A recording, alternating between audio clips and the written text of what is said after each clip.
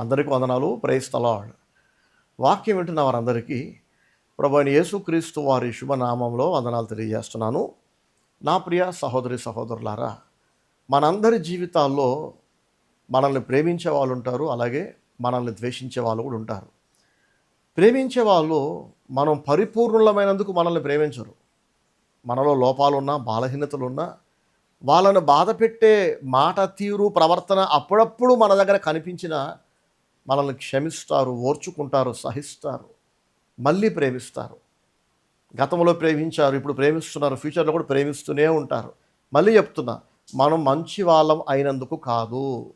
కాస్త చెడుతనం, కాస్త అసంపూర్ణత, కాస్త బాధ పెట్టేవి ఏమున్నా కానీ మనం కావాలనుకున్న వాళ్ళు ఎప్పటికీ మనతో ఉంటారు. కానీ కారణం లేకుండా మనల్ని ద్వేషించే వాళ్ళు గతంలో ద్వేషించారంటే ఇప్పుడు ద్వేషిస్తుంటారు, ఫ్యూచర్లో కూడా ద్వేషిస్తుంటారు. మీరు ఎంత మంచిగున్నా ద్వేషిస్తారు, ఎంత ప్రేమించినా ద్వేషిస్తారు, ఎంత మేలు చేసినా ద్వేషిస్తారు. మీరు చేసిన మేలులో కూడా తప్పు పడుతుంటారు. మీరు పలికిన మంచి మాటల్లో కూడా ఏదో ఒక తప్పుని వెతికి పట్టుకునే ప్రయత్నం చేస్తుంటారు. రీజన్ ఏంటంటే ఇది సైతాను పుట్టించిన ద్వేషం, మామూలు ద్వేషం కాదు. దేవుడు ప్రేమయే ఉన్నాడు అని రాసుంది. దేవుని సంబంధులు, ఆత్మ సంబంధులు అందరూ ప్రేమిస్తారు. ఎందుకు ప్రేమిస్తారు? మంచి వాళ్ళైనందుకు ప్రేమించటం కాదు. మంచోడైతే ఇక మనం కొత్తగా ప్రేమించేది ఏముంది కదండి. ఏవో కొన్ని పొరపాట్లు, లోపాలు, బలహీనతలు ఉన్నా అవకాశం ఇస్తారు, మారతారులే అని చెప్పి సహిస్తారు. అలా కాకుండా ఎంత మంచుకున్నా ప్రాణం పెట్టినా కూడా ద్వేషిస్తున్నారంటే ఎవరైనా, ఇక వాళ్ళు మన లైఫ్లో ఉండాల్సిన వాళ్ళు కాదు అని మనం గుర్తుపట్టాలి. కంటిన్యూస్గా ద్వేషం మాత్రమే అక్కడ ఉంటుంది. ద్వేషపూరితమైన మాటలు, విషం మాత్రమే కక్కుతున్నారు. ఇక మంచి మాటలు లేవు అక్కడ, ప్రేమ గల మాటలు లేవు, ఓదార్పు గల మాటలు లేవు, ఓదార్చే ప్రయత్నం లేదు, ప్రోత్సహించే ప్రయత్నం లేదు, సపోర్ట్ లేదు అక్కడ. ఎల్లప్పుడూ అంటే వాళ్ళు మన లైఫ్లో పరిచయమైన రోజు మొదలుకొని ఇప్పటిదాకా ఏం మాట్లాడినా తప్పు పడుతూ, ఏం మాట్లాడినా కించపరుస్తూ, అవమానిస్తూ, తగ్గిస్తూ, గాయపరుస్తూ, మనం సహాయం చేస్తే కూడా చేసేవారే సహాయం, ఇది కూడా తొక్కలో సహాయం అన్నట్టు తీసి పారేస్తుంటారు.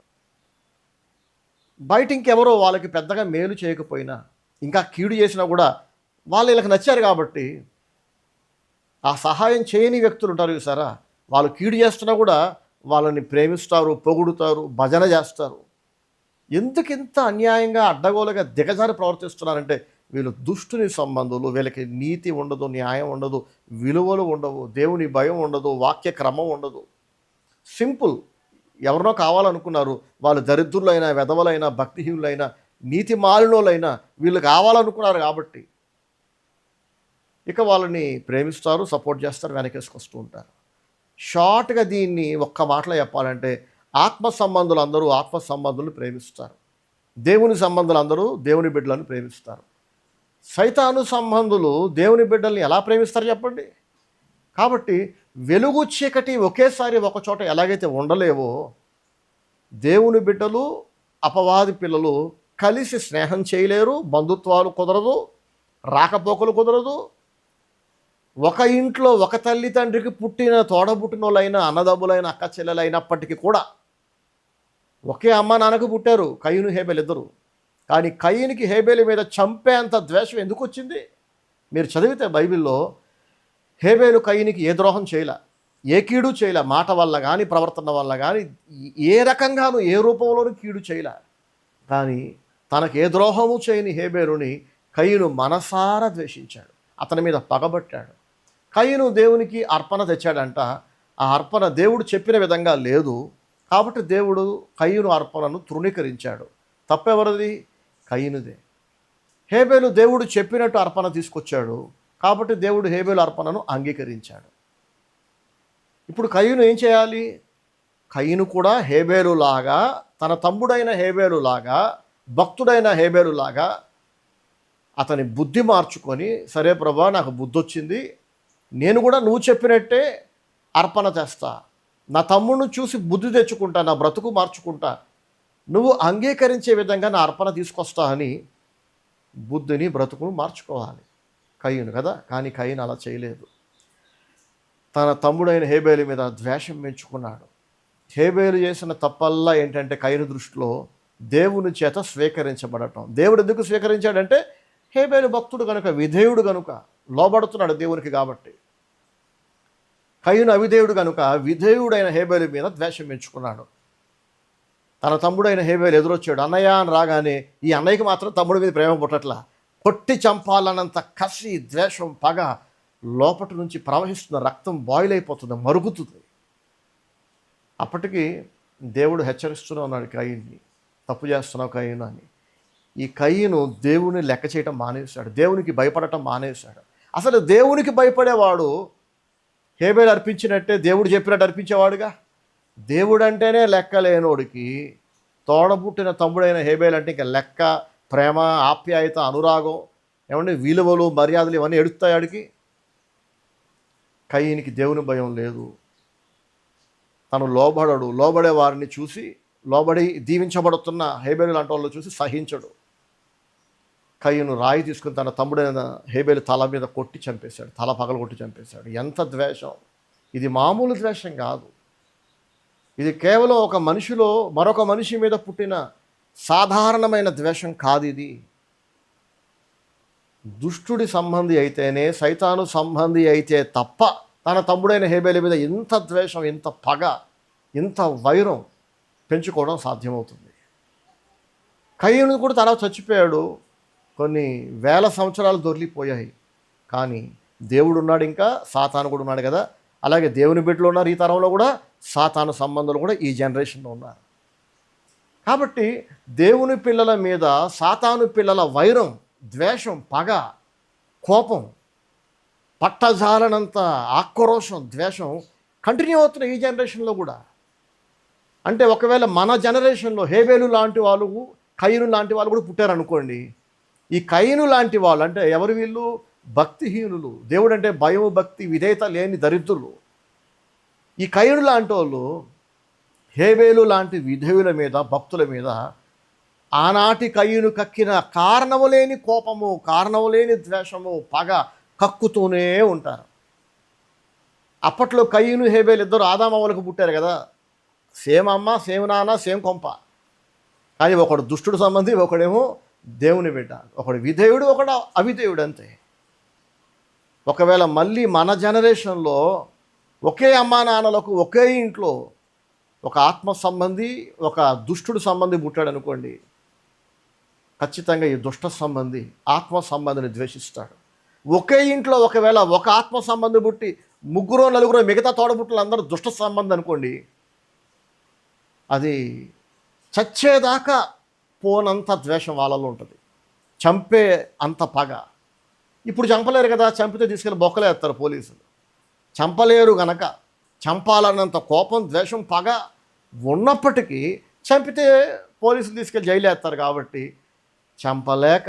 అలాగని హేబేలు లాంటి నీతిమంతులు, భక్తులు, దేవునికి లోబడి, దేవునికి విధేయులై, దేవుని చేత హెచ్చించబడుతూ, దేవుని చేత ఓదార్చబడుతూ, ఆశీర్వదించబడుతుంటే చూసి ఓర్వలేక పళ్ళు పట కొరుకుతుంటారు.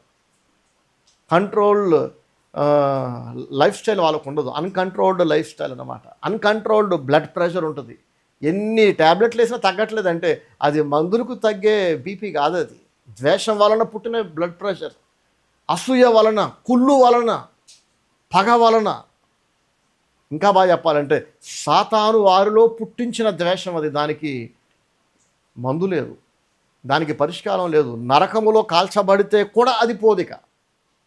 నరకము మంటలలో, నిత్య నరకాగ్ని గుండంలో యుగ యుగముల పాటు బగబగ మండుతున్న మంటలలో కాల్చినా కూడా కాలని ద్వేషం, పగ అది. ఒక ట్యాబ్లెట్ వేస్తే పోతుందా చెప్పండి? సో మరి హేబేలు లాంటి వాళ్ళు ఏం చేయాలి? ఆ రోజు హేబేలు చంపబడ్డాడు, చచ్చిపోయాడు. మరి ఇప్పుడు మనం కూడా చచ్చిపోదామా చెప్పండి? నేను హేబేల్లా బతుకుతున్నాను అనుకోండి, నన్ను ద్వేషించే కయీను లాంటి ఒక నీచుడు, వెధవ, ఒక దరిద్రుడు ఉన్నాడు అనుకోండి, వాడి చేతిలో నేను చచ్చిపోవాలా? వాడు చెప్పినట్టు దాసుడిలా బతకాలా? దీనికి ఏదైనా పరిష్కారం ఉందా? మిగతా వాక్యంలోకి వెళ్ళే ముందు మిమ్మల్ని సూటిగా ప్రశ్నిస్తున్నా, మీరు ఆత్మ సంబంధులైతే, మీరు హేబేలు లాంటి వాళ్ళైతే, మీరు వాక్యానుసారంగా బతుకుతున్న వాళ్ళైతే ఖచ్చితంగా మిమ్మల్ని ద్వేషించే కయీనులు మీ లైఫ్లో ఉండి తీరతారు. ఎక్కడ ఆత్మ సంబంధి ఉంటాడో అక్కడ శరీర సంబంధి కూడా ఉంటాడు. ఈ ఆత్మ సంబంధిని బాధ పెట్టడానికి, కృంగదీయడానికి, నాశనం చేయడానికి పట్టజాలనంత కోపము, ద్వేషము, పగ.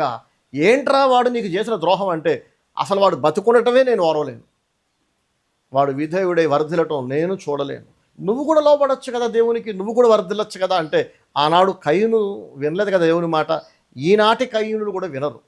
అర్థమవుతుందా? మీ లైఫ్లో ఉన్నారా కయీనులు? చాలామంది ఉంటారు. వెతకండి. చూడగలిగిన కళ్ళులు మీకుంటే, గ్రహించగలిగిన మనస్సు గనక మీకుంటే, ఎవరు మిమ్మల్ని ప్రేమించే వాళ్ళు, ఎవరు మీ కీడు కోరే వాళ్ళు గుర్తుపట్టగలిగిన మెదడు, బుర్ర, జ్ఞానం, తలకాయ మీకుంటే పరిశీలనగా వెతకండి. దేవుడు మీకు చూపిస్తాడు. దేవుని సహాయం తీసుకోండి. లేకపోతే సాతాను మిమ్మల్ని మోసం చేస్తాడు. మిమ్మల్ని నాశనం చేసే వాళ్ళని మీ శ్రేయోభిలాషులు అనుకొని, ఎవరెవరు మీ పతనం కోరుతున్నారో, ఎవరెవరు మీకు గుంటలు దవ్వుతున్నారో, ఎవరెవరు మీ కుటుంబానికి కీడు కలగాలని కోరుకుంటున్నారో, అలాంటి వాళ్ళందరినీ వీళ్ళు నా వాళ్ళు, నన్ను ప్రేమించేవాళ్ళు, నా వెల్విషర్, నా శ్రేయోభిలాషి అని మీరు భ్రమపడి, మీరు మోసపోయి పాము లాంటి విషసర్పాలు లాంటి మనుషులను, బంధువులని, రక్త సంబంధికులని, తెలుసునోళ్ళని, వాళ్ళ నటన, ఆ కపటపు ప్రేమని నిజమనుకొని మీరు మోసపోయి తెచ్చి మీ లైఫ్లో పెట్టుకుంటే, ఒళ్ళో కూర్చోబెట్టుకోకర్లా కానీ వాళ్ళతో స్నేహం చేసిన, బంధుత్వం కలిగి ఉన్న, రాకపోకలు కలిగిన, వెంటనే కాకపోయినా ఏదో ఒకరోజు మీరు ఘోరంగా దెబ్బతింటారు, నాశనం అయిపోతారు. అందుకే నిజంగా ప్రేమించే వాళ్ళు ఎవరు? నిజమైన స్నేహితుడు అంట అప్పుడప్పుడు గాయాలు చేస్తాడంట. అర్థమవుతుందా? కానీ దొంగ స్నేహితుడు దొంగ ముద్దులు పెడతాడంట. యోధ ఇస్కరియోతు కూడా యేసుక్రీస్తుని కౌగిలించుకొని, బోధ కూడా నీకు శుభము కలుగును గాక అని ముద్దు పెట్టాడు. ముద్దు పెట్టలేదా? పెట్టాడు. కానీ ఆ ముద్దు ప్రేమతో పెట్టాడా? కాదు కదా. ఆ ముద్దు వెనక ఒక ఒప్పందం ఉంది. యేసుక్రీస్తు శత్రువులతో చేయగలిపాడు వీడు. చాలామంది బుర్ర తక్కువ మనుషులు ఈ ముద్దులే చూస్తారు, ఆ హగ్గులే చూస్తారు.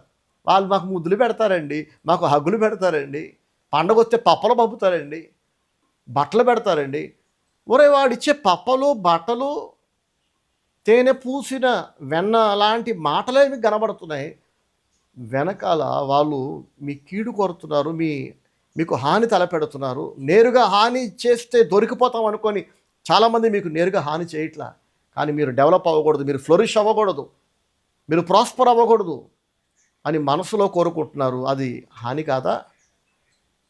అందుకే దేవుడిని అడగాలి, ప్రభువా నిజంగా నా మేలు కోరే వాళ్ళు ఎవరు, నాకు మేలు చేసేవాళ్ళు ఎవరు అని దేవుడిని అడిగితే దేవుడు మన కళ్ళు తెరిపిస్తాడు, వాస్తవాలు చూపిస్తాడు.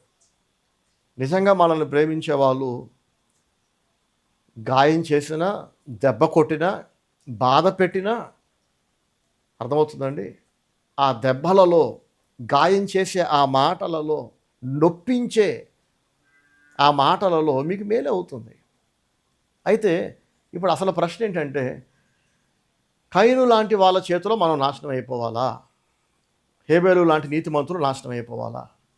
మళ్ళీ చెప్తున్నా, ఆత్మ సంబంధం ఉన్న చోట వాళ్ళని ద్వేషించే శరీర సంబంధులు, సాతాను సంబంధులు కూడా ఉంటారు. ఎందుకంత ద్వేషం అంటే, యేసుప్రభు అంటారు, పరిసయ్యులతో, శాస్త్రులతో, మత పెద్దలతో అంటారు ఆయన, యోధా మత పెద్దలతో, మీరు నన్ను ఎందుకు ద్వేషిస్తున్నారంటే, నేను సత్యమును గురించి సాక్ష్యం ఇస్తున్నా, మీరందరూ అబద్ధంలో బతుకుతున్నారు కనుక అబద్ధములో బ్రతికే ప్రతి వాడు సత్యాన్ని ద్వేషిస్తాడు, చీకట్లో బ్రతికే ప్రతివాడు వెలుగును ద్వేషిస్తాడు. శరీర సంబంధులు అందరూ ఆత్మ సంబంధులను ద్వేషిస్తారు. మరి ఆత్మ సంబంధులు ఏం చేయాలంటే దేవుని మీద ఆధారపడాలి. ప్రభువా నన్ను నేను కాపాడుకోలేను నాయన, నన్ను కాపాడు, నీ కాపుదల నాకు ఇవ్వు నాయన. నా వెనక గోతులు దవ్వే వాళ్ళు ఉంటారు, నన్ను నాశనం చేయాలని వాళ్ళు ఉంటారు. ఎదురొచ్చినప్పుడు మాత్రం చాలా ప్రేమగా మాట్లాడుతుంటారు. నేను ఆ కపటపు ప్రేమను చూసి నిజం అనుకొని నేను మోసపోతాను, కానీ నువ్వు మోసపోలేవు కదా. కాబట్టి నా లైఫ్లో నుండి నాకు కీడు జరగాలని కోరుకుంటున్న కయీను లాంటి వాళ్ళందరినీ దూరం చేయి ప్రభువా అని ప్రార్థన చేయండి. దేవుడు గనక మీ ప్రార్థన వింటే చాలా మిరాక్యులస్గా, చాలామంది చెత్త మనుషులు మీ లైఫ్లో నుంచి వాళ్ళంతటా వాళ్ళే వెళ్ళిపోతారు. సామెతల్లో ఒక మాట దేవుడు రాయించాడు, ఎవడునూ తరమకుండానే దుష్టుడు పారిపోనంట. దుష్టుడిని మనం దూరం చేసుకోనక్కర్లా, వాడంతటా ఆడే దూరం అయిపోతాడు. ఎప్పుడు మనం దేవునికి లోబడుతూ భక్తిగా ఆత్మపూర్ణంగా మనం బ్రతుకుతుంటే ఎన్ని రోజులైనా ఈ నీతిమంతుడికి కీడు జరగట్లా, హాని జరగట్లా, వీడు అంతకంతకు వర్ధిల్లుతున్నాడు దావీదులా, కానీ దెబ్బతినట్లేదు. వీడు అభివృద్ధి చూసుకుంటూ నేను ఉండాలా, వీడు వర్ధిల్లుతుంటే నేను చూసుకుంటూ ఉండాలా, సంతోషంగా ఉంటే ఆ సంతోషం చూసి నేను ఉండలేను, నా వల్ల కాదు, నేను భరించలేనని చెప్పి నోటి మీద ఇలా చేసుకుని నేర్చుకుంటూ పారిపోతారు. ఏం మాయరోగం వీడికి? సడన్గా ఎందుకు మాయమైపోయి మన లైఫ్లో నుంచి? నిన్నటిదాకా వాడు చూపించిన ప్రాణస్నేహం ఎటుపోయింది? నిన్నటిదాకా చూపించిన ప్రాణస్నేహం నిజమైతే ఇలా అకస్మాత్తుగా మాయమైపోకూడదు. చూడండి, కారణం లేకుండా సడన్గా, ఆల్ ఆఫ్ ఎ సడన్ ఉన్నట్టుండి గొప్ప బంధాన్ని తెంచుకొని తప్పని మాయమైపోతారు. చూడండి, గుర్తుపట్టండి, వీళ్ళందరూ దరిద్రులు. అది నిజమైన ప్రేమ అయితే ఇన్నేళ్ళు వాళ్ళు చూపించింది ఇలా అకస్మాత్తుగా ఎవరు తెంచుకొని వెళ్ళిపోరు. ఇలా వెళ్ళిపోయారంటేనే వాళ్ళు కయ్యని సంబంధాలు పోనేవాళ్ళు, పోయేవాళ్ళు పోతుంటారు, మన లైఫ్లో వచ్చేవాళ్ళు వస్తుంటారు. మనం దేవుని బిడ్డలమైతే దేవుడు కంట్రోల్ చేస్తుంటాడు, ఎవరు మన లైఫ్లోకి రావాలి, ఎవరు వెళ్ళిపోవాలని ఆయన నియంత్రిస్తుంటాడు. కనుక బాధపడకూడదు. మనం చూస్తే బైబిల్ గ్రంథంలో కేవలం కయీను మాత్రమే కాదు ద్వేషించింది, నీతిమంతుడైన హేబేలుని. సౌలు మహారాజు దావీదును ద్వేషించాడు. ఇంకా దావీదు తోడబుట్టిన సహోదరులు, తన సిబ్లింగ్స్ దావీదుని ద్వేషించారు, దావీదును దూరం పెట్టారు. వాళ్ళందరూ ఒక టీంలా ఫామ్ అయి డేవిడ్ని ఒంటరిగా పెట్టారు. ఎందుకని? దావీదు మంచోడు కాదు, మిగతా వాళ్ళందరం పరిశుద్ధులమనా? కాదు. దావీదులో ఉన్న భక్తి, నీతి, విలువలు, దేవుని భయము, ధర్మశాస్త్రం పట్ల విధేయత మిగతా ఆ కట్టకట్టుకున్న దరిద్రుల్లో లేవు. భూతద్దం పెట్టి వెతికినా లేదు. అస్సలు విలువలు లేని మనుషులు, నీతిమాలిన మనుషులు. ఈ నీతిమాలిన మనుషులందరూ జతకట్టారు, ఒకటయ్యారు. మీరు చూస్తే యేసు ప్రభు కాలంలో కూడా పరిసయ్యులకి సద్దూకయ్యులకి పడదు. వాళ్ళ విశ్వాసం వేరు, వీళ్ళ విశ్వాసం వేరు. కానీ వాళ్ళ మధ్య ఉన్న పర్సనల్ ఈగోలన్నీ పక్కన పెట్టి, వాళ్ళ విశ్వాసాలు పక్కన పెట్టి ఒకటయ్యారు. యేసుక్రీస్తు విరోధులందరూ వాళ్ళ మధ్య ఉన్న విభేదాలు పక్కన పెట్టి ఒకటయ్యారు. దేనికి? యేసును చంపడానికి. యేసుక్రీస్తుకు వ్యతిరేకంగా కొంతమంది చెత్త మనుషులు సమాజంలో ప్రజల ఎదుట, వాళ్ళందరూ మళ్ళీ మత పెద్దలు. అర్థమవుతుందా మీకు?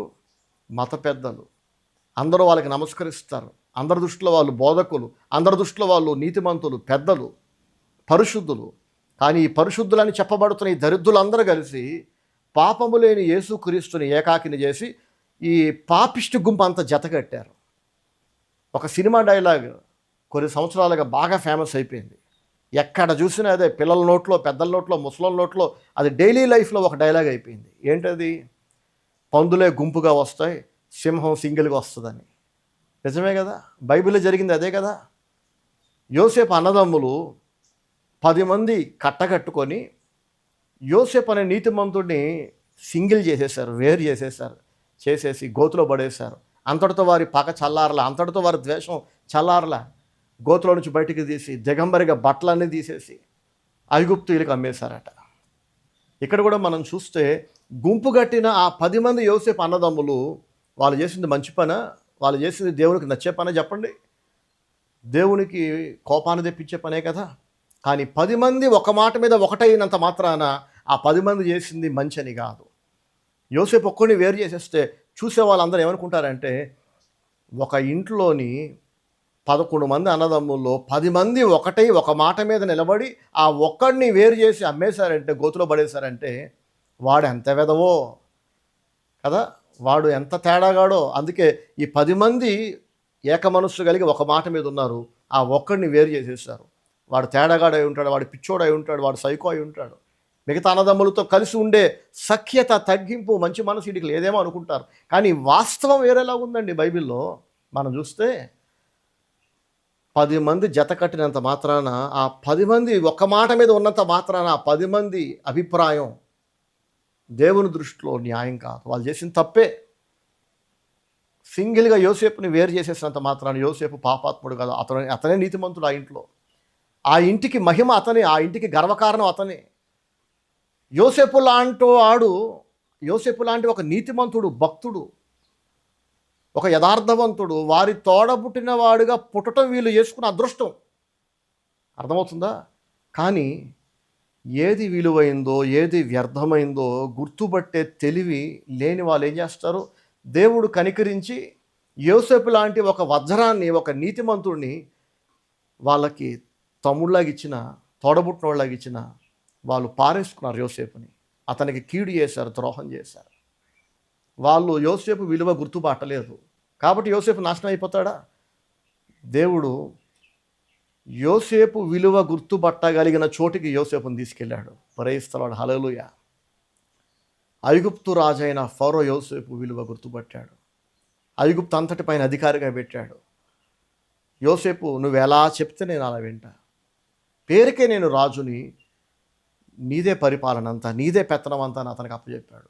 చాలా ఏళ్ళు గడిచిపోయిన తర్వాత మనం చూస్తే ఈ భక్తిహీనులైన యోసేపు తోడబుట్టిన వాళ్ళు ఎవరైతే అతనికి ద్రోహం చేశారో, ఎవరైతే అందరూ జత కట్టారు, వీళ్ళందరూ మంచు వల్ల వీళ్ళకి లోపాలు లేవా?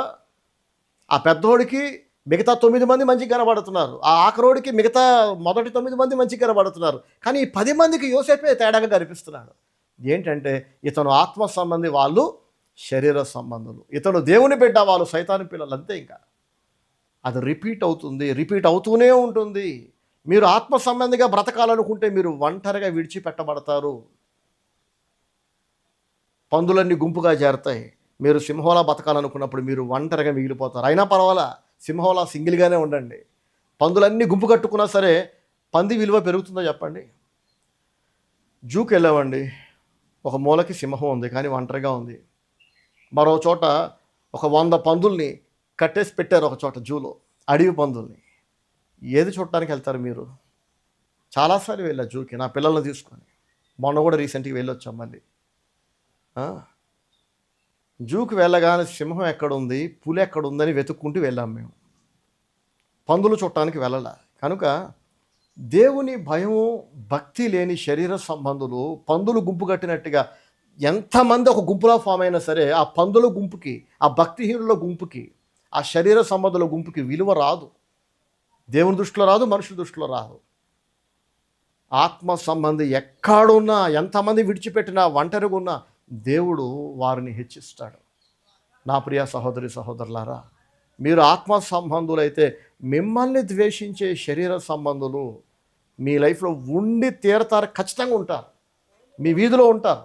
వాళ్ళు మీ తోడబుట్టినలు కాకపోయినా మీ వీధిలో ఉంటారు, మీరు పనిచేస్తున్న చోట ఉంటారు. దీనికి ఏంటో తెలుసా పరిష్కారం? దేవుని మీద ఆధారపడాలి. ఈ ద్వేషం, సైతాను నింపిన ద్వేషం అన్నాను కదా, అది నరకం మంటల్లో కాలి బూడిదవ్వదు. 10 ఏళ్ళు నరకంలో కాల్చినాక కయీన్ని దేవుడు పిలిచి, కయీను, హేబేలు మీద నీ ద్వేషం తగ్గిందా అంటే, వాడు మంచోడు కాదు ప్రభు అంటాడు. ఏం చేశాడ్రా వాడు నీకు అంటే, వాడు వరుతులుతున్నాడు, నువ్వు వాడిని అంగీకరిస్తున్నావు, వాడు పచ్చగొండటం నేను చూడలేను. అదే హేబేలు చేసిన ద్రోహం. ఇంకా ఇలా అడ్డగోలుగా వాగినందుకే కదరా నేను నరకం మంటలో పడేసా, 10 ఏళ్ళు కాలేవు కదా, మరి ద్వేషం తగ్గిందా అంటే, నరకంలో కాలే వాళ్ళ గురించి యేసు ప్రభు ఇలా చెప్తారు చూడండి. మత్తయి సువార్త 13వ అధ్యాయము 41 నుండి 43 వరకు. మనుష్య కుమారుడు తన దూతలను పంపును, వారు ఆయన రాజ్యములో నుండి ఆటంకములకు సకలమైన వాటిని, దుర్నీతి పరులను సమకూర్చి అగ్నిగుండములో పడవేయుదురు. చూసారా? ఆటంకాలు కలిగించే సకలమైన వాటిని, దుర్నీతి పరులను దేవుడు అగ్నిగుండంలో పడేస్తున్నాడు, అంటే నరకంలో పడేస్తున్నాడు. నరకంలో పడేసే దేనికి? మారలేదనే కదా, భక్తిహీనంగా బతికారనే కదా. కానీ అక్కడ వాళ్ళు మారతారా? ఏం చేస్తారట? 42వ వచనం చూడండి. అక్కడ ఏడుపును పండ్లు కొరుకుటయు ఉండును. చూసారా? అక్కడ ఏముంటుందంట?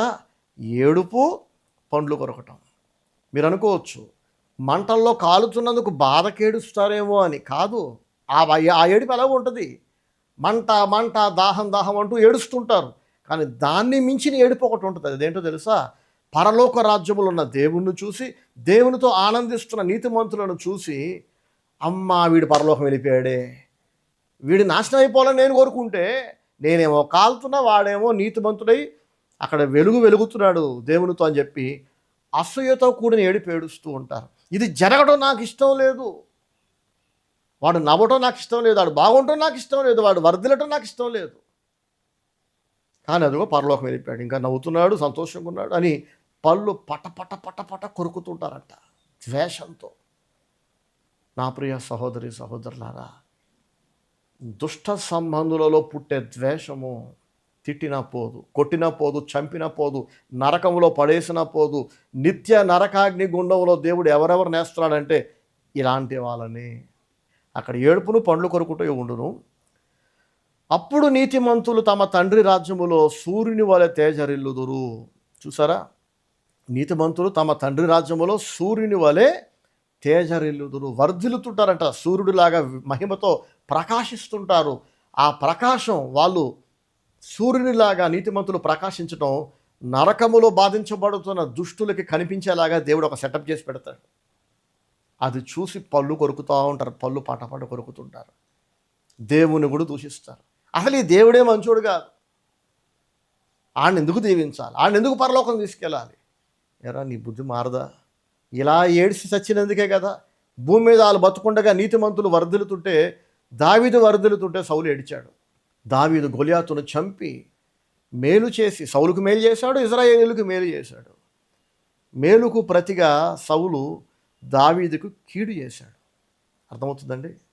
మేలుకు ప్రతిగా మేలు చేయాలి, కానీ ఈ సౌలు దావీదు వలన సహాయం పొందుకున్నాడు, మేలు పొందుకున్నాడు. ఒక సౌలే కాదు, యావత్ ఇజ్రాయేలు దేశస్తులందరూ దావీదు వలన మేలు పొందుకున్నారు. సౌలు మేలుకు ప్రతిగా దావీదుకి కీడు చేశాడు. ఏంటి దావీదు చేసిన తప్పు అంటే, అందరూ దావీదును పొగుడుతున్నారు, అందరూ దావీదుని సన్మానిస్తున్నారు. సౌలు 1000 కొలదిగాను, దావీదు 10,000 కొలదిగాను శత్రువులను హతము చేశానని పాటలు పాడుతున్నారు. ఇది వింటుంటే చెవులో సీసం పోసినట్టయింది సౌలుకి. ఉన్న విషయం చెప్తే ఉలికెందుకు? షార్ట్గా చెప్పాలంటే దావీదు సౌలు కంటే యోగ్యుడు అంటున్నారు అందరూ. యోగ్యుడు కాదా మరి? ఉన్న విషయమే కదా. గోలియాతును చూసి అన్నీ మూసుకుని ఇంట్లో కూర్చున్నాడు సౌలు, చేతగానోళ్ళలాగా రాజయ్యుండి భయపడుతూ కూర్చున్నాడు. దావీదు తనకంటే వయసులో చిన్నోడు, హైట్లో చిన్నోడు, పలుకుబడిలో చిన్నోడు, పేదోడు, డబ్బు ఫైనాన్షియల్గా కూడా, వయసులో, ఫైనాన్షియల్గా, హైట్లో, అన్ని విధాలుగా ఫిజికల్గా కూడా బలహీనుడే. కానీ ఆత్మీయంగా దావీదు సౌలు కంటే శిఖరాగ్ర స్థాయిలో ఉన్నాడు, ఉన్నతమైన స్థితిలో ఉన్నాడు. కాబట్టి దేవుడు అతనికి గౌరవం ఇచ్చాడు, ఘనత ఇచ్చాడు, హెచ్చించాడు. సౌలు కంటే ఎక్కువ యోగ్యతనిచ్చాడు దేవుడు. సౌలు ప్లేస్లో దేవుని బిడ్డలుంటే ఏం చేస్తారో తెలుసా? ప్రభా, నాకంటే దావీదుని ఎక్కువ దీవించావు, ఎవరిని దీవించాలో, ఎంత దీవించాలో నీకంటే బాగా ఎవరికి తెలియదు. ఆయన ఒకరిని హెచ్చించును, ఒకరిని తగ్గించును అనే కీర్తనలో మనం చూస్తాం. ఆత్మ సంబంధులైతే వారికంటే దేవుడు ఎవరినైనా హెచ్చిస్తే దేవుని ఘనపరుస్తారు, అంతే తప్ప ద్వేషించరు, దూషించరు,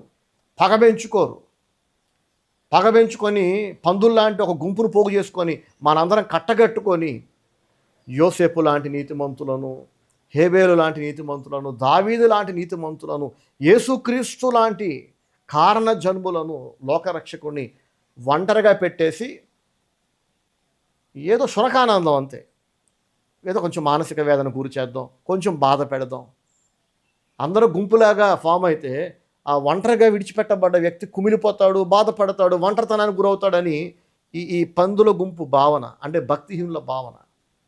మీరు చూస్తే బైబిల్లో దేవుణ్ణి గట్టిగా పట్టుకున్న దావీదైనా, యోసేపైనా, యేసు ప్రభు కూడా విడిచిపెట్టబడ్డందుకు వాళ్ళే ఓడిపోలా, వర్ధిల్లారు. ఈ వాక్యం వింటున్న మీలో చాలామంది చాలాసార్లు నాకు చెప్పి బాధపడ్డారు, మాకెవరూ లేరన్నా అని. వాళ్ళందరికీ ప్రతిసారి నేను చెప్తుంటా, నాకు ఎవరు లేరు, మీకెవరు లేరు, నాకెవరు లేరు, నాకు దేవుడు ఉన్నాడు, నేను ఎంత సంతోషంగా ఉన్నా. మీరు ఏడిస్తే మిమ్మల్ని ఓదారుస్తున్నా, మరి నన్ను ఎవరు ఓదారుస్తున్నారు? నేను బాధలో ఉంటే నేను నమ్మిన నా యేసయ్య, నేను ఎవరిని నమ్మానో, ఎవరు నన్ను తన సేవ కొరకు పిలిచి నమ్మకంగా నా కోసం నిలబడ్డాడో ఆ యేసయ్యని నేను గట్టిగా పట్టుకున్నా. మనుషులు లేని లోటు నాకు తెలియకుండా ఒక వ్యక్తి నన్ను విడిచిపెట్టి వెళ్ళిపోతే బాధ పెడదామని వాడికంటే యోగ్యులను 10 మందిని తెచ్చి దేవుడు పెడతాడు నా లైఫ్. ఇక బాధ ఎందుకు ఉంటుంది చెప్పండి? పోయే వాళ్ళని పోనివ్వండి. అర్థమవుతుందా? వెళ్ళిపోయే వాళ్ళని సాగనంపండి, వచ్చేవారిని ఆహ్వానించండి. సొంతోళ్ళైనా, తోడబుట్టినోళ్ళైనా, బంధువులైనా, ఎవరైనా సరే మిమ్మల్ని బాధ పెట్టే ఉద్దేశంతో మిమ్మల్ని ఒంటరితనానికి గురి చేసి మిమ్మల్ని కనుక విడిచిపెడితే హ్యాపీగా బాయ్ చెప్పండి, బాయ్ బాయ్ టాటా అని. ఆ వదిలేసిన వాళ్ళకి ఏడుపు పుట్టాలి. వీడిని ఏడిపిద్దామని కదా మనందరం కట్టకట్టుకొని ఒంటరిని చేసింది, వీడేంటి ఇంకా పండగ చేసుకుంటాడు, ఇంకా సంతోషంగా ఉన్నాడని చెప్పి ఇక మనం సాధించిందేంటి? మనం కట్టకట్టుకొని ఒంటరిగా విడిచిపెట్టడం వలన మనం సాధించిందేంటి, వాడు పోగొట్టుకుందేంటి అని వాళ్ళకి తెలిసొచ్చేలాగా మీరు ఆత్మ సంబంధులైతే మీరు దేవుని గట్టిగా పట్టుకొని వర్ధిల్లుతారు, ధైర్యంగా ఉంటారు. మీరు ఏడుస్తున్నారు, కుమిలిపోతున్నారంటే మీరు ఆత్మ సంబంధులు కాదు. మానసిక ఎనర్జీ మీకు రావట్లేదంటే, మానసిక ధైర్యం, ఆదరణ మీకు దేవుని నుండి మీకు లభించట్లేదంటే ఎక్కడో మీకు దేవునితో అనుబంధం చెడిపోయింది. ఎవరున్నా ఎవరు వెళ్ళిపోయినా దేవుని బట్టి నేను ధైర్యంగా ఉంటా. ఆయనే నా పోషకుడు, ఆయనే నన్ను, హీఈస్ మై సపోర్టర్. అర్థమవుతుందండి? ఆయన అన్నీ పంపిస్తాడు. ఎవరు వెళ్ళిపోయారో అన్యాయంగా, నో ప్రాబ్లం, దేవుడు చూస్తున్నాడుగా, ఇంకా యోగ్యులను దేవుడు పంపిస్తాడు. కాబట్టి పరలోక రాజ్యములో సూర్యుడిలాగా ప్రకాశిస్తున్న తేజరెడుతున్న నీతిమంతులను చూసి భక్తిహీనులు అక్కడ కూడా ఏడుస్తుంటారంట. ఆ ఏడుపు నరకంలో కాలుతున్న ఏడుపు కాదది, అమ్మ వీడు పరలోకం వెళ్ళిపోయాడని ఏడుపు. ఒక పని చేద్దాం, గుర్తుపెట్టుకోండి. భక్తులైన వాళ్ళందరికీ చెప్తున్నా, నీతిమంతులైన వాళ్ళందరికీ చెప్తున్నా, నేను ఫాలో అయ్యేది మీకు చెప్తున్నా. మీ అభివృద్ధిని చూసి, మీ ఎదుగుదలను చూసి ఏడుస్తున్న వాళ్ళని ఇంకా ఏడిపించండి, బాగా ఏడిపించండి. ఎలా ఏడిపిస్తారు? ఒక మాట మాట్లాడక్కర్లా, ఒక తిట్టు తిట్టక్కర్లా, మీరు ఇంకా ఇంకా ఎదగండి, ఇంకా వర్ధిల్లండి, ఇంకా అభివృద్ధి చెందండి. అప్పుడు ఏడ్చే వాళ్ళు ఇంకా ఏడుస్తారు కదా. ఎవ్వరికి ఫిజికల్గా మనం ఏ ద్రోహం చేయనక్కర్లా, దేవుడు ఏం చేయాలో చేస్తాడు. దేవుని సెలవు లేకుండా మన లైఫ్లో ఏది జరగదు. మనల్ని ప్రేమించే వాళ్ళు ఉంటారు, మనల్ని ద్వేషించే వాళ్ళు కూడా ఉంటారు.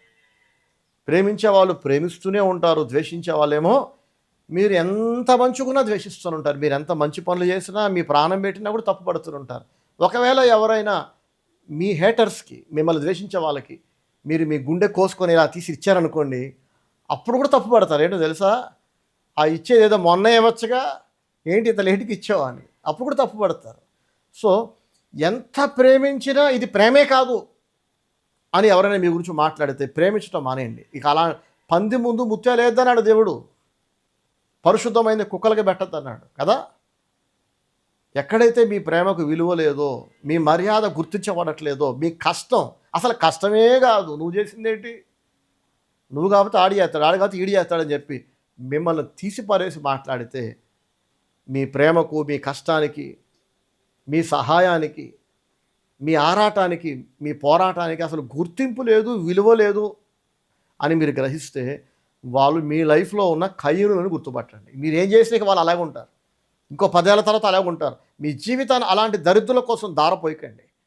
మీ విలువ గుర్తుబట్టి మీరు వాళ్ళ లైఫ్లో కలిగి ఉండటం అదృష్టమని భావించే వాళ్ళు కూడా ఉంటారు. ఎప్పుడైనా సరే మనల్ని వద్దనుకుంటున్న వాళ్ళు ఉన్నట్టే మనం కావాలనుకునే వాళ్ళు కూడా ఉంటారు కదా. కాబట్టి దేవుడు కొందరిని దూరం చేస్తాడు, అప్పుడు బాధపడకండి, వాళ్ళంట పరిగెత్తకండి, దేవుని గట్టిగా పట్టుకోండి. మనం చూస్తాం బైబిల్లో హేబేలును కయీను ద్వేషించినట్టే, దావీదుని సౌలు ద్వేషించినట్టే, యోసేపును అతని అన్నదమ్ములు ద్వేషించినట్టుగానే మొర్దెకై అనే ఒక నీతిమంతుడిని హామాన్ అనేవాడు ద్వేషించాడు. వాడి ద్వేషానికి కూడా తలాతోకా లేదు, కారణం లేదు. ఈ హామాన్ అనేవాడు రాజు దగ్గర, పర్షియా దేశపు రాజు దగ్గర ప్రధానమంత్రి. వీడు వచ్చి వెళుతున్నప్పుడు రోడ్డు మీద అందరూ సాష్టాంగ నమస్కారం చేసేవాళ్ళట. కానీ మొర్దెకై మాత్రం యూదుడు కదా, యూదులు దేవునికి మాత్రమే సాష్టాంగ నమస్కారం చేస్తారు, మనుషులకు చేయకూడదు, వాళ్ళు చేయరు. కనుక మొర్దెకై చేసేవాడు కాదు. ఈ విషయం హామాను కూడా తెలుసు. ఒకసారి అడిగిపిచ్చాడు మొర్దెకైని, ఎరా నువ్వు నాకు ఎందుకురా మొక్కవు అని అంటే హామానికి బదులిచ్చాడు మొర్దెకై, మీరంటే గౌరవం లేక కాదండి, కావాలంటే ఇలా నమస్తే పెడతా, ఇలా నమస్తే పెడతా, హాయ్ చెప్తా, బాయ్ చెప్తా, కానీ దేవునికి మొక్కినట్టుగా ఒక మనిషికి నేను మొక్కకూడదు, నా విశ్వాసం నాకు అలా చెప్తుంది, నా దేవుడు అలా చెప్పాడని చెప్పాడు. వీడు అర్థం చేసుకోవాలి కదా హామాను. కానీ వాడు దుష్ట సంబంధి.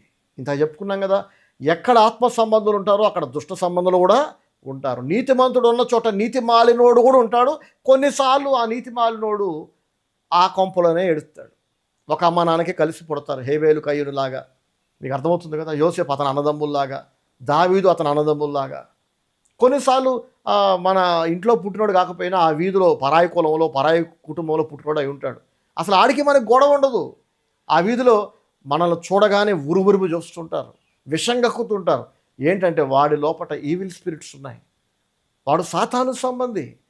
మీరు ఎలాగైతే దేవుని ఆత్మచేత నింపబడి వాక్యం చేత నింపబడి దేవుని ఇష్టలుగా బతుకుతున్నారో, అలాగే ఈ సమాజంలో కొంతమంది కాదండి, చాలామంది దురాత్మల చేత నింపబడి లోకాశల చేత, శరీరేచ్ఛల చేత, డబ్బు పిచ్చి చేత, అహంకారము గర్వము చేత నింపబడి ఉంటారు. అలాంటి వాళ్ళకి ఆత్మ సంబంధాలు ఎదురుపడగానే వాళ్ళకి వీళ్ళకి మధ్య ఏ బంధం లేకపోయినా గొడవ లేకపోయినా ఉరుమురుము చూస్తుంటారు. హామాను మొర్దెకైని అలాగే చూస్తున్నాడు. ఈ దుష్ట సంబంధి అయిన హామాను మొర్దెకైని చంపాలనుకున్నాడు. కానీ మొర్దెకైని ఒక్కడిని చంపితే వీడి కసి తీరట్లా. ఇంత చెప్పాగా, నరకంలో కాల్చిన పోదు ఆ ద్వేషం. హామాను అనుకున్నాడు, మొర్దెకై ఒక్కడే కాదు, అతని యూదు జాతిని నాశనం చేసేయాలి, అతని జాతి ప్రజలందరినీ నాశనం చేయాలని రాజు దగ్గర చాడీలు చెప్పి రాజు చేత ఒక జీవో ఇప్పించాడు. ఏంటి? యూదులందరినీ చంపేయాలంట. సంవత్సరంలో మొదటి నెలలో ఇప్పించాడు ఈ హామానుగాడు జీవో రాజు చేత. 12వ నెలలో ఈ జీవో అప్లై అవుతుంది, యూదులందరినీ చంపేయాలి. ఎప్పుడైతే జీవో రిలీజ్ అయిందో, రాజుగారు ఆర్డర్స్ పాస్ చేశారో, 127 సంస్థానాల్లో యూదులందరూ ఏడుస్తున్నారు, బట్టలు చింపుకున్నారు, తల మీద బూడు చేసుకున్నారు, ఏడుస్తున్నారు, దేవునికి ఉపవాసం ఉండి మొరపెడుతున్నారు. అక్కడ చూస్తున్న చిత్రం చూస్తుంటే ఖచ్చితంగా వీళ్ళు చచ్చిపోతారు ఇంకా. ఎందుకంటే రాజుగారు జీవో పాస్ చేసేసారు, యూదులందరూ చచ్చిపోవాల్సిందే, యూదులందరికీ నాశనం కావాల్సిందే అని యూదులు నమ్మారు, హామాను నమ్మాడు, అందరూ నమ్మారు. కానీ అలా జరగలేదు. యూదులని నాశనం చేద్దామని కుట్ర పనిన ఈ హామాను రాజుగారి చేత నాశనం చేయబడ్డాడు. నీతిమంతుల జోలికొస్తే ఎవడైనా కాలి బూడిద అవ్వాల్సిందే కదా. మొర్దెకైని చంపుదామని చెప్పి ఒక పెద్ద ఉరికొమ్మం హామాను ఇంటి దగ్గర తయారు చేయించుకున్నాడంట. దీని గురించి ప్రభుచితమైతే వచ్చే వారం వివరంగా చెప్తా. ఒక మెసేజ్ మొత్తం దీనికి డెడికేట్ చేయాలి. హామాను ఉరికొమ్మం తయారు చేశాడు, మొర్దెకైని ఆ ఉరికొమ్మ మీద ఉరి తీద్దామని. దాని మీద వాడే ఉరి తీయబడ్డాడు. వాడు మాత్రమే కాదు, వాడికి పుట్టిన 10 మంది కొడుకులు కూడా ఉరి తీయబడ్డారు. కొడుకులు ఏం చేశారంటే తండ్రి పాపాన్ని పంచుకున్నారు, తండ్రి పగను పంచుకున్నారు, తండ్రి ద్వేషాన్ని పంచుకున్నారు. ఈ వాక్యం వింటున్న ప్రతి ఒక్కరు చెవులు నెక్కబొడుచుకొని వినండి.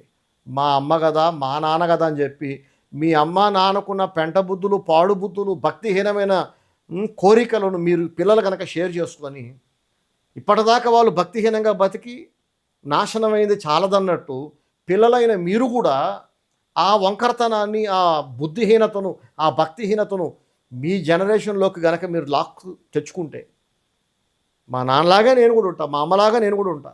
ఎలా ఉన్నారు మీ అమ్మ నాన్న? భక్తిహీనంగా ఉన్నారు, బుద్ధిహీనంగా ఉన్నారు, అడ్డగోలుగా బతికారు, ఇదిగో దెబ్బతిన్నారు, చావు దెబ్బతిన్నారు. అది చూసి పిల్లలు మా నాన్నలా నేను చేయకూడదు, మా అమ్మలా నేను చేయకూడదు, భక్తిహీనంగా బతకూడదు, నేను దేవునికి ఇష్టడుగా బతకాలనుకోవాలి.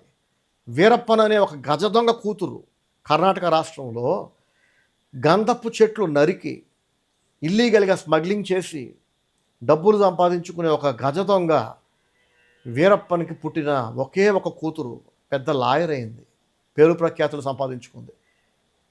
నాన్న దొంగ కాబట్టి కూతురు దొంగ అవలా. కానీ ఈనాడు చాలామంది పిల్లలు హామాను పిల్లల్లాగా, హామాను పిల్లలు చేసిన తప్పేంటో తెలుసండి?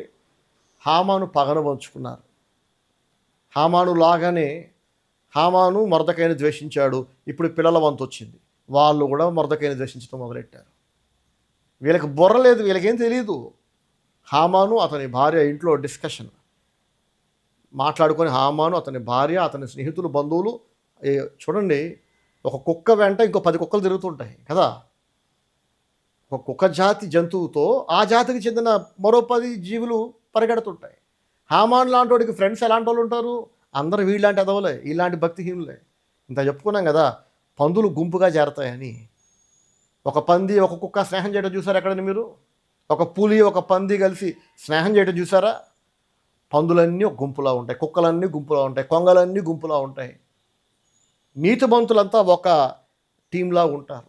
మనసులు కలుస్తాయి, స్నేహాలు కలుస్తాయి, బుద్ధులు కలుస్తాయి. నీతిమంతుడితో మీకు మనస్సు అతకట్లేదంటే, పొసకట్లేదంటే, next you are in queue. Haman చచ్చిపోయాడు. ఆ మరుసటి రోజు హామానుకు పుట్టిన 10 మంది బుడ్డి హామాన్లు, పిల్ల హామాన్లు ఉరి తీయబడ్డారు.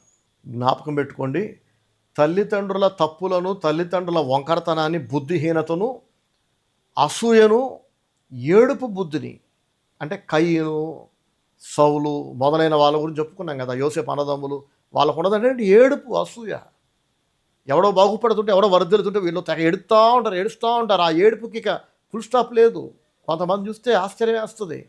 వాళ్ళు నాకు పరిచయమైన రోజు నుంచి ఈ రోజు దాకా అబ్బో ఏడుపు మొహాలు, దరిద్రపు మొహాలు, ఏడుస్తూనే ఉంటారు.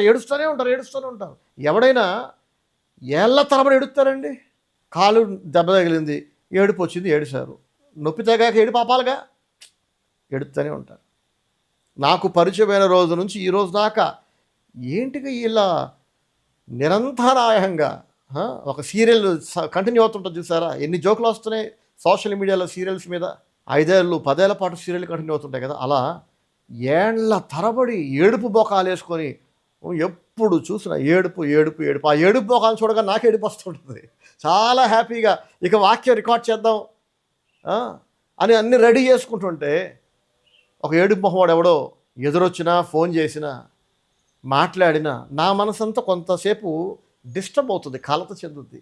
ఏంటి వీళ్ళు నవరా, వీళ్ళు మారరా? ఇంకా 10 ఏళ్ళు 20 ఏళ్ళు 25 ఏళ్ల పాటు ఏడుస్తున్నారంటే దీని వెనక ఏదో కారణం ఉంది. డబ్బు లేనందుకైతే కాదు, జబ్బు ఉన్నందుకైతే కాదు, ఇల్లు లేనందుకైతే కాదు, కారు లేనందుకైతే కాదు. మరి దేనికి ఏడుస్తున్నారంటే మంది మీద ఏడుపు అంటారు.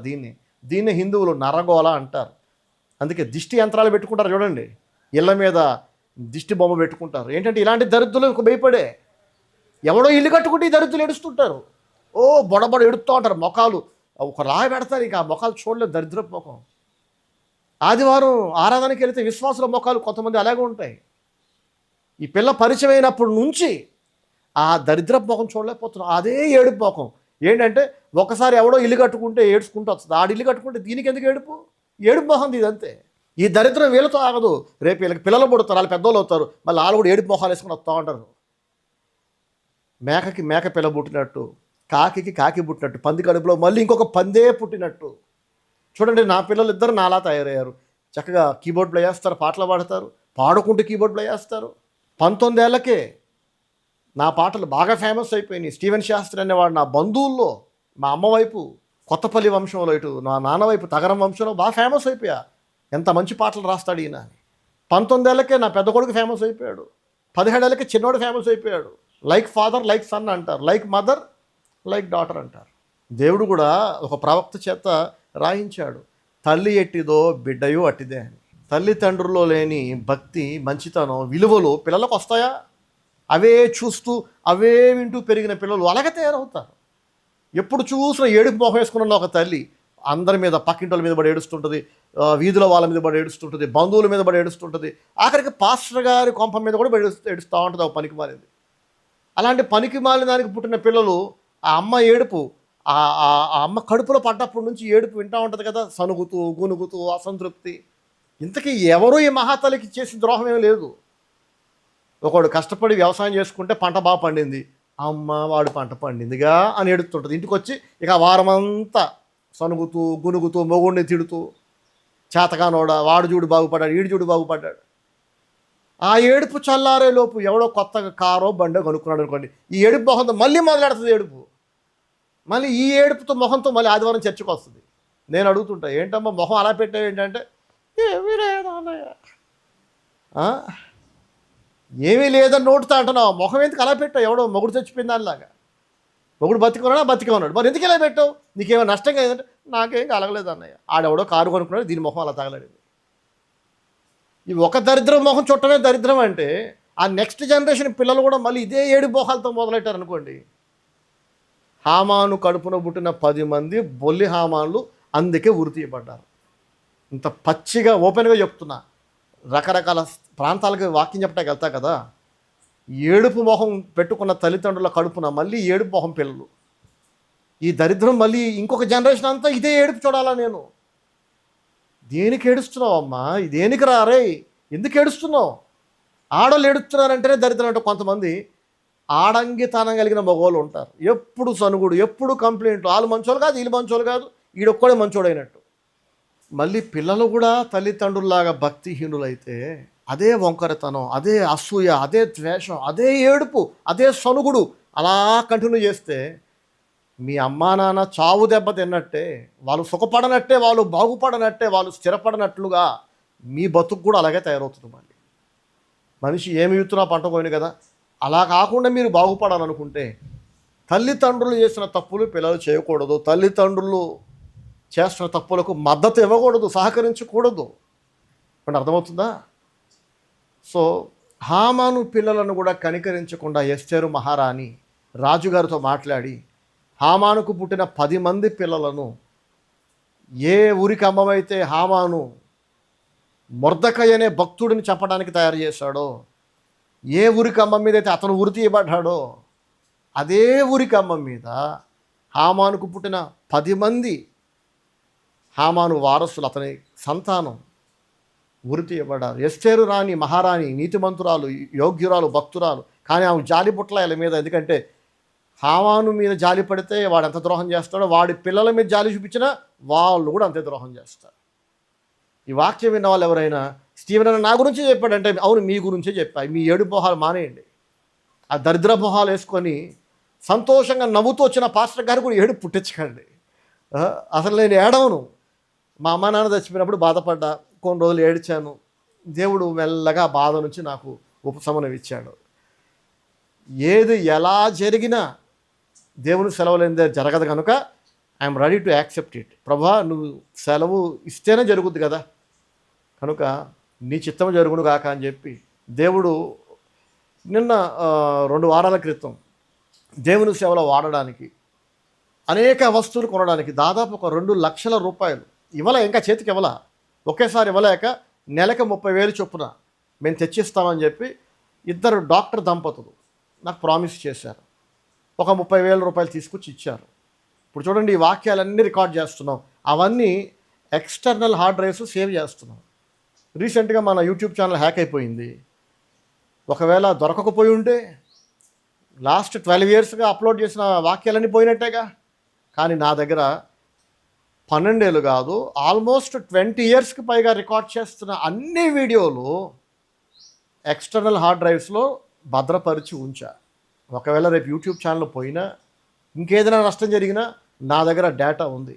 అలా దాచిన వీడియోలన్నీ ఎక్స్టర్నల్ హార్డ్ డ్రైవ్లో దాస్తుంటాం కదా, అవి చాలా సంఖ్యలో పెరిగిపోయినాయి, అయిపోతున్నాయి. మళ్ళీ కొత్తవి కొనాలి.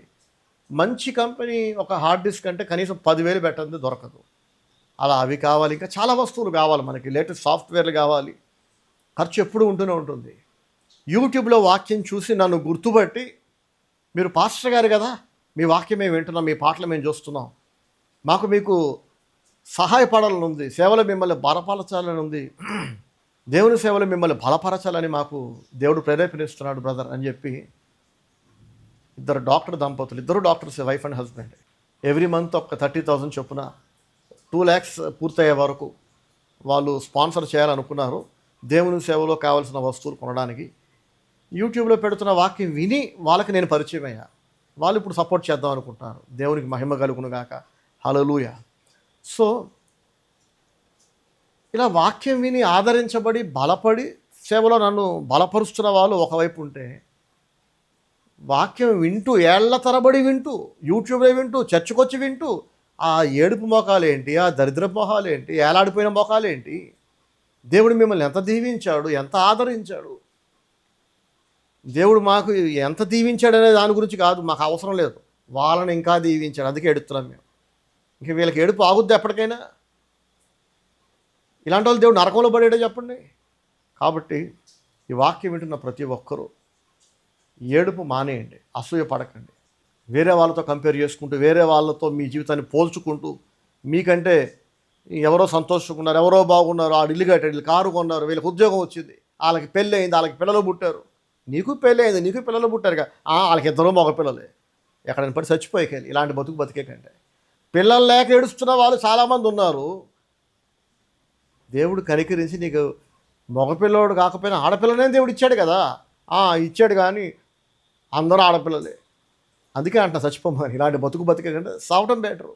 ఇలాంటి దరిద్రపు తల్లిదండ్రులే దేవుడు సంతానం ఇచ్చినా వాళ్ళని చూసి ఎడుతుంటారు. నాకేం ఆడపిల్లల్ని ఇచ్చాడు, వాళ్ళకి మగపిల్లల్ని ఇచ్చాడు. ఇంక ఎప్పుడు నవ్వుతారు మీరు? మీరు అనుకోవచ్చు నిజంగానే వాళ్ళకి మగపిల్లలు పుట్టుంటే కనుక ఇలా ఏడ్చేవాళ్ళు కాదండి. 100 మంది కౌరవుల్లాగా 100 మంది మగపిల్లల కన్నా అప్పుడు కూడా ఎడుతుంటారు, ఏడుపు మొహాలు. దీనికి ఒకటే పరిష్కారం. నేను ఒక నిర్ణయం తీసుకున్నా, ఇక మీదట ఏడుపు మొహాలని దూరం పెట్టేయాలి. ఎందుకంటే నా విలువైన టైం వేస్ట్ అయిపోతుంది, నా మనసు డిస్టర్బ్ అవుతుంది. నాకు ఇంట్లో ఏడుపు లేదు, నా భార్య ఏడవదు, నేను ఏడవను. ఎవడైనా నాకంటే పెద్ద ఇల్లు కట్టినా పెద్ద కారు కొన్నా అసలు పట్టించుకోను నేను. పోన్లే దేవుడు వాళ్ళకి నెమ్మది ఇచ్చాడు అనుకుంటా, వాళ్ళు వచ్చారనుకో కంగ్రాట్స్ చెప్తా, పిలిస్తే కడుపు నిండా తింటా వెళ్ళి, ఏడవను.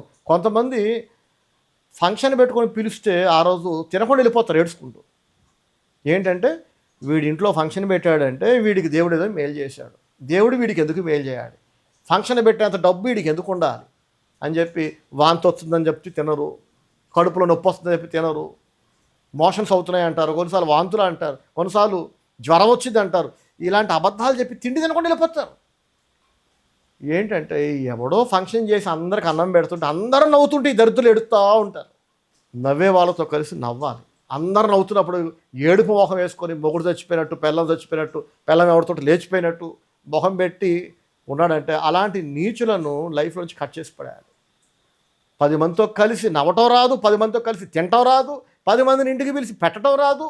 ఇక ఏం బ్రతుకు అది? ఇది కూడా ఒక బ్రతుకేనా? ఇది కూడా ఒక దరిద్ర బ్రతుకు బతకడం అవసరమా? ఇలాంటి చెత్త మనుషులందరూ స్టీవెన్ శాస్త్రి మినిస్ట్రీస్లో ఉండటం అవసరమా? స్టీవెన్ శాస్త్రి మినిస్ట్రీస్ అనే పరిచర్యను ప్రారంభించింది ఇట్లాంటి దరిద్రులతో కలిసి జీవితాన్ని పంచుకోవడానిక. మీరు నవ్వుతున్న పాస్టర్ గారు కూడా నవ్వు లేకుండా చేస్తున్నారు. తప్పు, ఇది చాలా తప్పు. మారండి, ఇక మీదటైనా మారండి. హామాను లాంటి పనులు మానేయండి. హామాను తాను మొర్దెకైని ఉరి తీయడానికి కట్టిన ఉరి కమ్మ మీద తాను ఉరి తీయబడ్డాడు, తన పిల్లలు కూడా ఉరి తీయబడ్డారు, చచ్చిపోయారు. So history repeats it self. అది రిపీట్ అవుతుంటుంది. నా ప్రియ సహోదరి సహోదరులారా, ఎవడు బాగుపడ్డా సంతోషపడండి. మీకు మేలు కలిగితే ఎంత ఆనందిస్తారో ఎవ్వరికి మేలు కలిగిన అంత ఆనందించండి. లేకపోతే మీ బ్రతుకంతా మీకు ఏడుపే మిగులుతుంది. ఎందుకంటే ఒకరోజు మీ పక్కింటోళ్ళు, ఒకరోజు మీ చర్చిలో విశ్వాసులు, ఒకరోజు చర్చిలో పాస్టర్ గారు, ఒకరోజు మీ ఇంట్లో మీ బంధువులు, మీ రక్త సంబంధికులు, ఎవరో ఒకరు వర్ధిల్లుతుంటారు కదా. ఒక్కోసారి ఒక్కొక్కరిని చూసుకుంటే మీరు ఎడుతూ పోతే మీ బతుకంతా ఏడు బతుకే మిగులుద్ది. ఇంకా దేవుడు ఎంత మేలు చేస్తే అదే మిగులుద్ది. అసలు దేవుడు మిమ్మల్ని నాశనం చేస్తాడు. ఇంకా స్టార్టింగ్లో చెప్పాను కదా, మనల్ని ప్రేమించే వాళ్ళు ఉంటారు, ద్వేషించే వాళ్ళు ఉంటారు. ప్రేమించే వాళ్ళు ఎందుకు ప్రేమిస్తున్నారంటే మన వల్ల వాళ్ళకి ఏదో అసంతృప్తి లేనందుకు కాదు, మన వల్ల వాళ్ళకి ఏదో మాట వలననో ప్రవర్తన వలనో నొప్పి కలగనందు చేత కాదు. ఎన్నున్నా వీళ్ళు నా వాళ్ళు, వీళ్ళు నాకు కావాలనుకుంటే ఉంటున్నారు. ఆత్మ సంబంధాలు హత్తుకొని ఉంటారు. ఏ గూటి పక్షి ఆ గూటి చేరుకుంటుంది. ఆత్మ సంబంధులు శరీర సంబంధాలు కలిసి ఉండటం అసాధ్యం. ఖచ్చితంగా విడిపోక తప్పదు. వెలుగు చీకటి కలిసి ఉండవు. దేవుని బిడ్డలు దయ్యం పిల్లలతో కలిసి ఉండలేరు. మన లైఫ్లో అందరినీ ఉంచుకుందామంటే సాధ్యపడదు. ఆత్మీయంగా మనం బ్రతుకుతున్నప్పుడు దుష్ట బుద్ధి కలిగిన వాళ్ళందరూ వెళ్ళిపోతారు. మనం ఆపిన ఆగరాలు. మన దగ్గర ఎన్ని బలహీనతలు, ఎన్ని లోపాలు, ఎన్ని ఓటములు ఉన్నా మనలాంటి ఆత్మ సంబంధాలు మనల్ని విడిచిపెట్టి కూడా వెళ్ళరు. ప్రభు మనందరికీ సహాయం చేయనుగాక. God bless you all. Praise the Lord. Amen.